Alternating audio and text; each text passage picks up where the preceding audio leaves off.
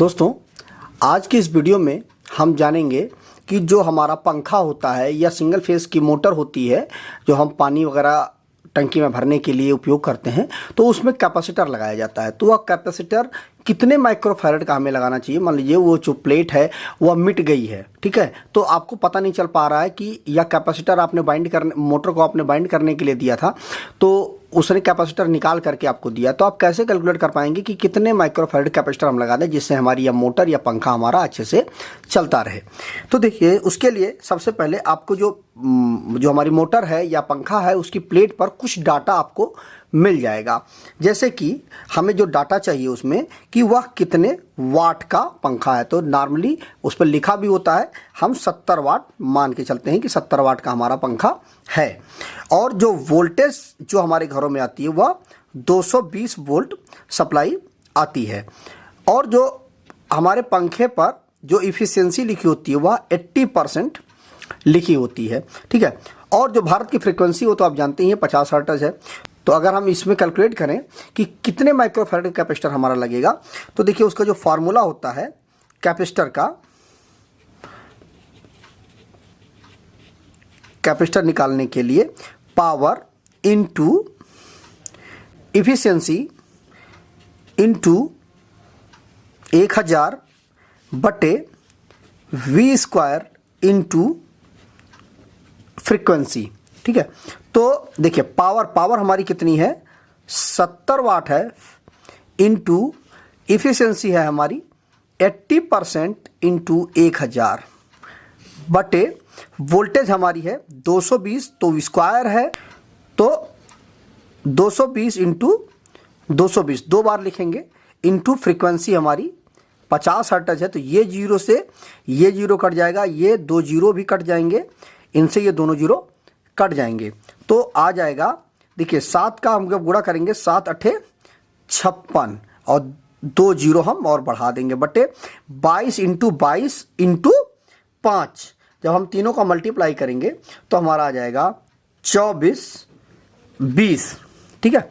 ये जीरो से ये जीरो कट जाएगा। अब 242 का भाग दे देंगे 560 में, तो जो वैल्यू आ जाएगी हमारी वो आएगी 2.31 माइक्रोफैरड। मतलब ये हुआ कि जो हम अपने पंखे में जो कैपेसिटर लगाते हैं वह 2.5 माइक्रोफैरड कैपेसिटर लगाते हैं।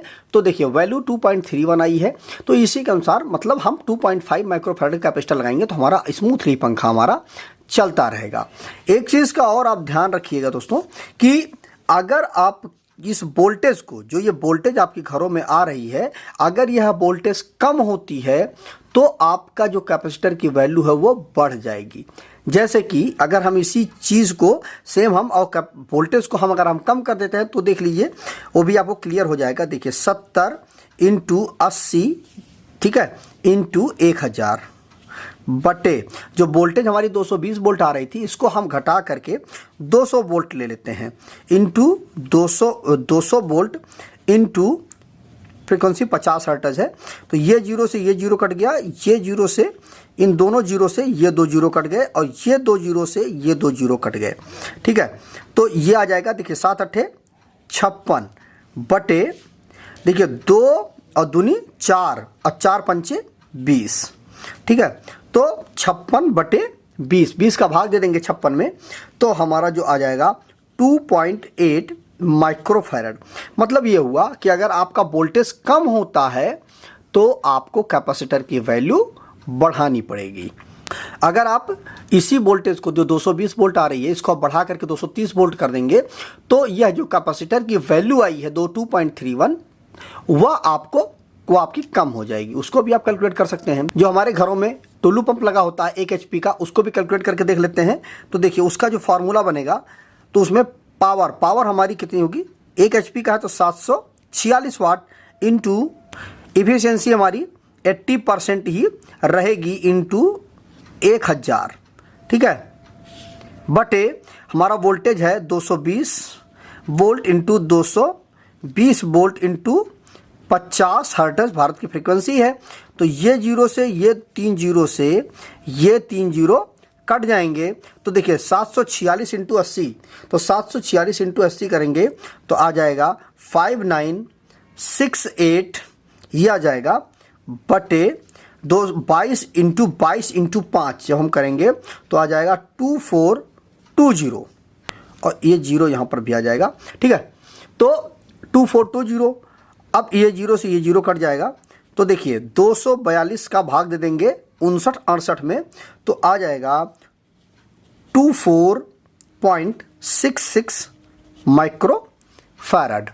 तो अगर आपका 1 HP की मोटर है तो उसको चलाने के लिए हमें 24.66 माइक्रोफैराड का कैपेसिटर हमें लगाना पड़ेगा। तो इस तरह से आप अच्छे से कैलकुलेट कर सकते हैं। जितने भी HP की मोटर हो या वाटेज की मोटर हो, उसका कैपेसिटर कितना हमें ज़रूरत पड़ेगा उसको चलाने के लिए, वो आप आराम से खुद ही निकाल सकते हैं, किसी से पूछने की आपको ज़रूरत नहीं पड़ेगी। तो मुझे उम्मीद है दोस्तों कि वीडियो आपको अच्छा लगा होगा, वीडियो से काफ़ी कुछ आपको सीखने के लिए मिला होगा। तो इसको ज़्यादा से ज़्यादा लोगों तक शेयर करें, वीडियो को लाइक कर दें, और दोस्तों जाते जाते चैनल को सब्सक्राइब करके ऑल नोटिफिकेशन बेल आइकन को जरूर प्रेस कर दीजिएगा। तो मिलते हैं एक नए वीडियो के साथ। नमस्कार दोस्तों।